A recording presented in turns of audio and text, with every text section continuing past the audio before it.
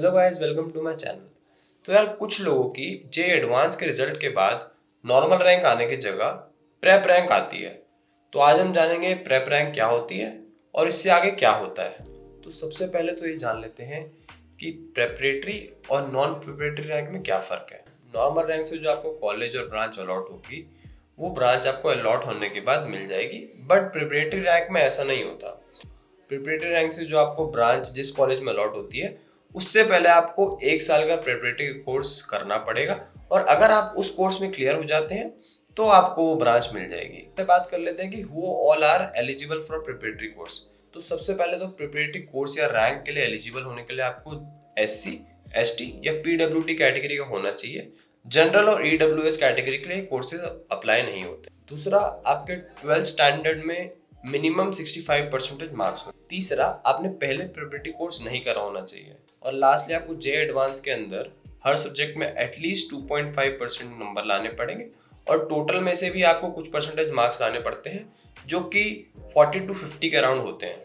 अब ये देख लेते हैं कि आपको प्रिपरेटरी में रैंकिंग कैसे अलॉट होती है, और रैंक मिलने के बाद आपको कॉलेज मिलेगा या नहीं मिलेगा ये कैसे पता चलता है। तो यार रैंकिंग का भी इसमें भी नॉर्मल जे एडवांस वाला ही प्रोसीजर होता है। पहले टोटल नंबर, देन मैथ्स के नंबर, देन फिजिक्स के, एंड देन लास्टली केमिस्ट्री के नंबर। और आप ये ध्यान रखें कि प्रिपरेटरी रैंक आने के बाद ये जरूरी नहीं है कि आपको कॉलेज मिल जाएगा, क्योंकि इसमें बहुत लिमिटेड सीट्स होती है और ये सीट्स हर बार अलग रैंक पे भर जाती हैं। तो अब ये जान लेते हैं कि आपको प्रिपरेटरी रैंक से ब्रांच कैसे अलॉट होती है। प्रिपरेटरी रैंक से आपको वो ब्रांच अलॉट होती है जो पिछले साल वेकेंट रह गई होती है। तो हम इसे एक सिंपल एग्जांपल से समझ लेते हैं। तो आप सपोज करो कि IIT रुड़की में CS में ST कैटेगरी की 6 सीटें हैं।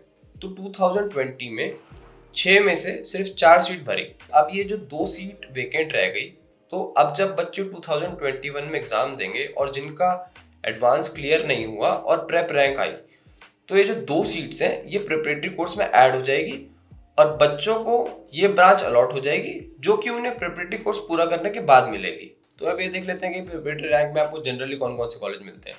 तो जनरली तो आपको प्रिपरेटरी रैंक से लोअर ब्रांचेस ही मिलती हैं, जैसे आर्किटेक्चर हो गई, पॉलीमर हो गई, GT, GPT एक्सेट्रा। बट अगर आपकी किस्मत अच्छी है और आप PWT कैटेगरी से बिलोंग करते हैं तो आपको अच्छे कॉलेज में CS या EC भी मिल सकती है। तो अब ये देख लेते हैं कि प्रिपरेटरी कोर्स कहाँ होता है और आप प्रिपरेटरी कोर्स करते करते कॉलेज के मजे और फैसिलिटीज यूज कर सकते हैं कि नहीं कर सकते। तो यार ये कोर्स कुछ मेन कॉलेजेस में भी होता है और ये कॉलेज रीजन वाइज डिवाइडेड है, जैसे IIT जम्मू, IIT रोपड़, IIT मंडी, IIT दिल्ली और IIT रुड़की का प्रिपरेटरी कोर्स IIT रुड़की में ही होता है। और ये कोर्स वाले बच्चे कॉलेज के अंदर ही रहते हैं, और जैसे कि किसी और ब्रांच की पढ़ाई होती है वैसे ही इसकी पढ़ाई होती है।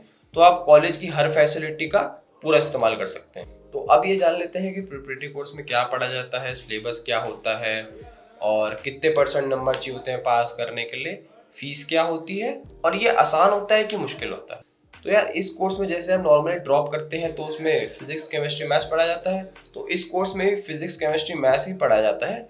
इसके अलावा बस एक इंग्लिश और ऐड हो जाता है। और आपको पास होने के लिए हर सब्जेक्ट में दोनों सेमेस्टर में एटलीस्ट 40% लाने पड़ते हैं। फीस इस कोर्स की 30,000 के अराउंड होती है, जिसमें ट्यूशन फीस 0 होती है, और जो 30,000 रुपीज़ है ये सिर्फ मेस और हॉस्टल फैसिलिटीज के लिए लिए जाते हैं। अब कोर्स की आसानी की बात करें तो कोर्स काफ़ी सिंपल होता है और इसमें जनरली सब पास हो जाते हैं। लास्टली कुछ क्वेश्चंस देख लेते हैं जो लोगों को जनरली आते हैं और लोग मेरे से काफ़ी बार पूछ चुके हैं। तो पहला क्वेश्चन है कि प्रिपरेटरी पास करने के बाद और डिग्री लेने के बाद डिग्री में प्रिपरेटरी कोर्स का कुछ मेंशन तो नहीं होता। तो यार प्रिपरेटरी कोर्स का कहीं भी कोई मेंशन नहीं होता है। इनफैक्ट जब आप प्रिपरेटरी कोर्स पास करके नॉर्मल कॉलेज में एडमिशन लेंगे तो बच्चों को पता भी नहीं चलेगा कि आप प्रिपरेटरी कोर्स से आए हैं या नॉर्मल जे एडवांस क्लियर करके आए हैं। तो सेकंड क्वेश्चन है कि टीचर कौन होते हैं जो ये कोर्स लेते हैं। तो टीचर्स IIT के प्रोफेसर्स ही होते हैं जो जनरली दूसरी ब्रांच लिया करते हैं। तो अब तीसरे क्वेश्चन पे चलते हैं। प्रिपरेटरी कोर्स करने के बाद आपको फर्स्ट ईयर में एडमिशन मिलेगा या सेकेंड ईयर में। तो यार ये बहुत कॉमन क्वेश्चन है और लोगों को जनरली आ जाता है। तो अगर आप 2020 में प्रिपरेटरी कोर्स कर रहे हैं तो जो 2021 में जो फ्रेश बैच आएगा आप उनके साथ एडमिशन लेंगे और आपको फर्स्ट ईयर में एडमिशन मिलेगा।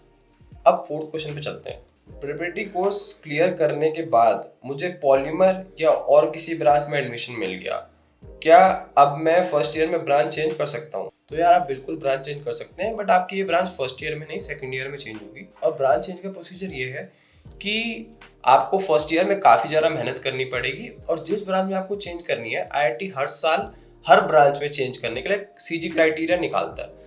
तो अगर आपको किसी ब्रांच में चेंज करनी है, सपोज ईसी या सिविल, तो उनका अपना अलग क्राइटेरिया होगा, और अगर आपकी सीजी उस क्राइटेरिया से ज़्यादा है तो आप उस ब्रांच में इजीली चेंज कर सकते हैं।